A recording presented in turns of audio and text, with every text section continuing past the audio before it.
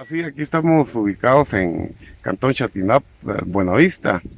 El proyecto consiste en un drenaje de aguas negras con una longitud de 622 metros y estamos ya a unos 50 metros de terminar el zanjeo, instalación de tubería.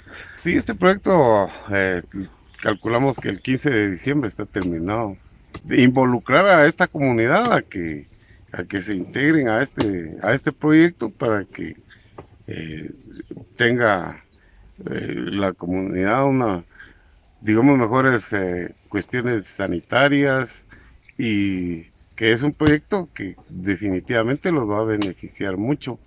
Eh, Esta es una primera fase, el proyecto en sí tiene más o menos 3 kilómetros, que parte de eso lo va a hacer la comunidad y más o menos son como unos 300 beneficiarios los que van a ver al final del proyecto, ¿no? Pues la municipalidad ha estado apoyando en la medida de la posibilidad que tiene, igual que la comunidad, y juntos hemos salido con esto, ¿verdad? Vamos hacia, hacia adelante a terminar estos proyectos que verdaderamente sí son necesarios en estas comunidades.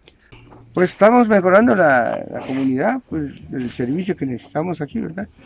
Y nos ha costado un poquito, porque usted sabe muy bien que la comunidad no acepta tan fácil de lo que estamos haciendo. Piensan ellos que engañándolo estamos, pero gracias a Dios, con la ayuda del alcalde y de los ingenieros, pues también estamos luchando para ver cómo se nos salga mejor, lo mejor. Es el servicio sanitario, las aguas negras. Y también ahorita están los señores aquí del Parque de la Muni para mejorar el alumbrado público. Ese es el trabajo más que todo y arreglar las calles que están mal, pues cada año lo hacemos porque hay necesidad de hacerlo.